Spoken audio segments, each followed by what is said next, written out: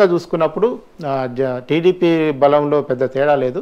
జనసేన గతం కంటే కూడా పుంజుకున్నట్టు 11%కి వచ్చింది జనసేన సంబంధించి. ఇంకొక విషయం, ఓకే కాంగ్రెస్ అన్నది పూర్తిగా కనుమరుగైన పరిస్థితి, కానీ తెలంగాణ ఎన్నికల్లో కాంగ్రెస్ గెలిచిన తర్వాత ఆంధ్రప్రదేశ్లో ఆ పర్సంటేజ్ కనీసం 1 or 2% అన్న ఇంక్రీజ్ అయ్యే పరిస్థితి లేదా? అంటే దానికి మోటివేషన్ చేసి లీడ్ చేసే నాయకులు లేడు.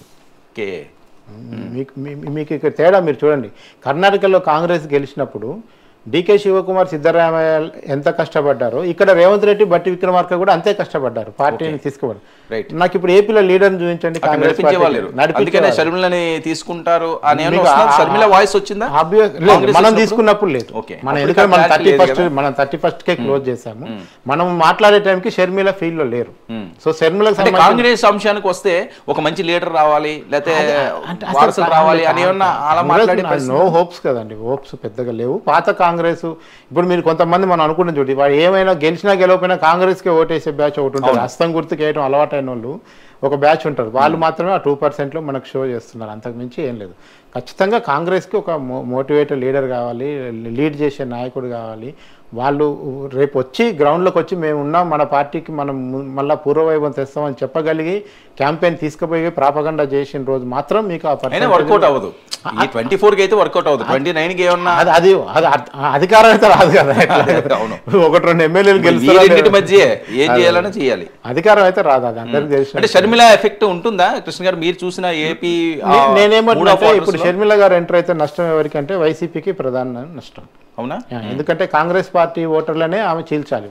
ఆమె టీడీపీని టచ్ చేయలేదు, జనసేనని టచ్ చేయలేదు.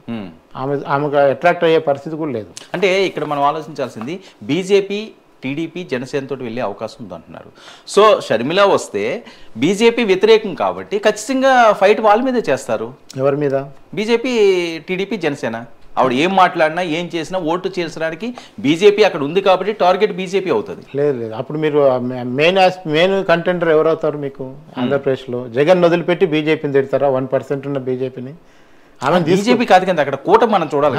నేను కూటమి కాదు, నేను అనేదంటే మీకు ఎక్కడైతే అధికార పక్షంలో ఉండి ఇప్పుడు ఆమెను తీసుకొస్తున్న ఉద్దేశం ఏంది? చెల్లెనే కదా, వేరే కారణం ఏమైనా ఉందా? ఆమె రేపు వచ్చి నేను చంద్రబాబుని తిడతా, పవన్ కళ్యాణ్ తిడతా అంటే, జగన్ వదిలేస్తా అంటే పార్టీ ఏమి ఊరుకోదు. అట్లా ఉండదు పరిస్థితి. ఆమెను తీసుకొస్తున్న రాజకీయ ఇదేంటంటే జగన్ ఇంటికి పంపాలంటే షర్మిల వచ్చి ఆ ఓట్లు కొంచెం గండి కొట్టగలిగితే అవి టీడీపీ జనసేన కూటమికి షిఫ్ట్ అయితే అన్న. మీకు చూడండి, రేపు టీడీపీ కాంగ్రెస్ ఫ్రెండ్లీ పోటీ చేసినా ఆశ్చర్యపోవద్దు మీరు.